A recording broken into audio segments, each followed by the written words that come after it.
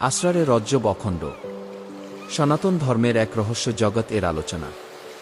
কিতাবটি লিখেছেন বাংলার আধ্যাত্মিক জগতের সুফি সাধক মহান মুর্শিদ কেবলা বাবাজান হজরত খাজা কাজী বেনজির হক চিশতি নিজামী।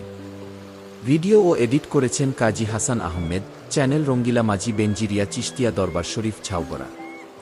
ওম কি মানে ওম তথা ব্রহ্মা, বিষ্ণু এবং শিব তিন তত্ত্বে এক জীব, তার নাম হল মানুষ। ওকার এর অর্থ হল প্রণব বা ধ্বনি।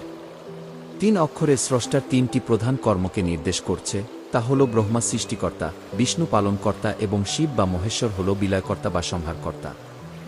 দেহের নিম্ন জগত, মধ্য জগত এবং ঊর্ধ্ব জগত। নূরে সাফার তিনটি গুণখাচিয়তকে হিন্দু মতে ব্রহ্মা, বিষ্ণু এবং শিবের গুণাত্মক ভাব দেয়া হয়েছে।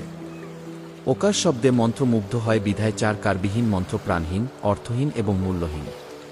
ওকার হল আদি শব্দ, যা স্রষ্টার ইচ্ছাশক্তির স্কুল প্রকাশ। বিশ্বভুবনে এবং প্রতি জীবের মাঝে ওই শব্দ নিত্য ধ্বনিত হচ্ছে। কোরআনুল করিমের ভাষায় তাকে বলে কি কুন কি শব্দ।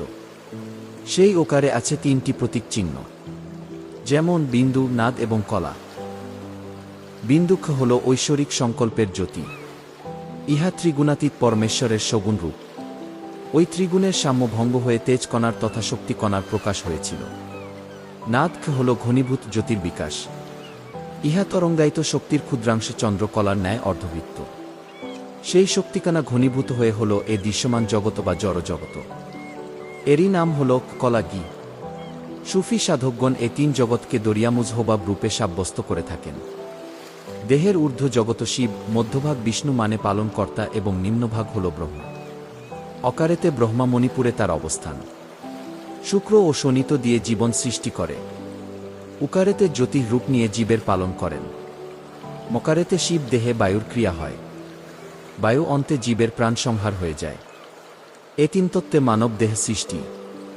সমস্ত দেব দেবতা, মুসলমান ভাষায় ফেরেশতাগণ মানুষের খেদমতেই নিয়োজিত আছে।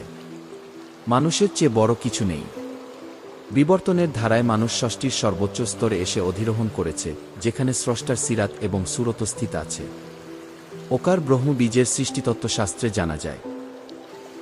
এমন আরও নতুন নতুন ভিডিও পেতে এখনই আমাদের চ্যানেলটিকে সাবস্ক্রাইব, লাইক, কমেন্ট, শেয়ার করে সাথে থাকুন। আমাদের সুফিবাদ চ্যানেল রঙ্গিলা মাঝির ধন্যবাদ।